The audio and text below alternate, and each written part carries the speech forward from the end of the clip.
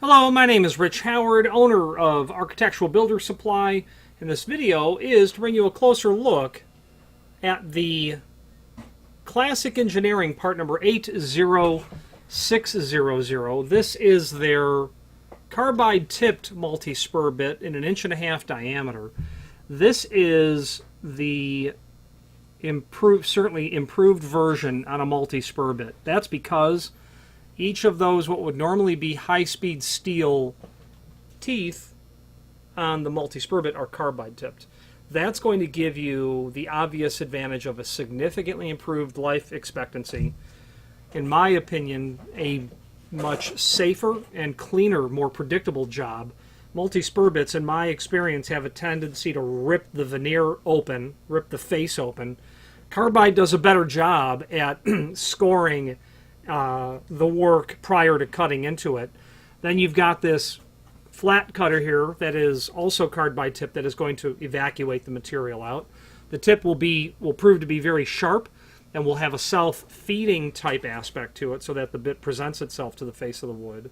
And while the carbide version is significantly more expensive than the high-speed steel version, if you have any sort of volume, work quantity that you're doing, the carbide will pay off very well. I also find that high-speed steel, after you sharpen it, is really not good for many cycles after it's been sharpened, at least the second or third time.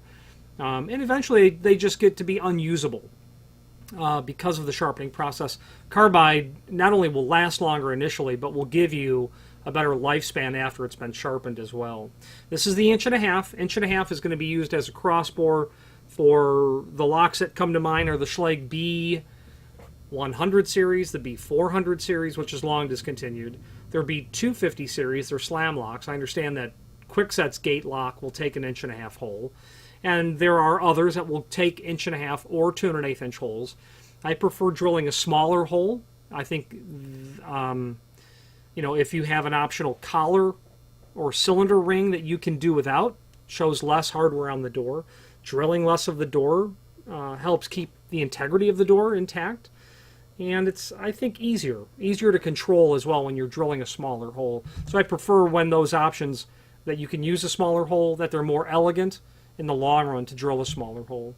There's a link below this video to a document called Technical Details, which is basically nothing other than the installation instructions that would come with an entire kit. And an 1.5" bit would be real typical and common to use for a lot of specialty deadbolt applications. Finally, there's a link below this video to the manufacturer's page where you can pull up not only all of the Classic Engineering products that we sell, but also a link to the manufacturer's website, as well as a link to the full product catalog. I'm Classic to their product line because they have, when it comes to lock installation jigs or tools, of which I don't use, I'll do it by hand with a hole saw and then a fly bit. However, that sort of scenario demands accuracy with putting a tape measure on everything. I have people that buy the kits from me and would not dare do it any other way. They look at me and say, how can you take the chance of it being in the wrong backset, the wrong location? Because your edge bore, your cross bore, all you got to do is tell it the center line. These two holes are going to be spot on every time. People look at me like I'm high-stakes gambler without using the tool. So to each his own. I'm certainly in the minority of people who may opt to not use a full rig when doing it. However, it's awfully nice to be able to give someone the kit and say, go do 10 doors, and they're not necessarily a journeyman carpenter, someone who understands lock sets, back sets, bevels on doors, and how that can affect your backset dimension measured from either side of the door. This is a lot easier to get someone up and running right now. There's the kit, drill the holes.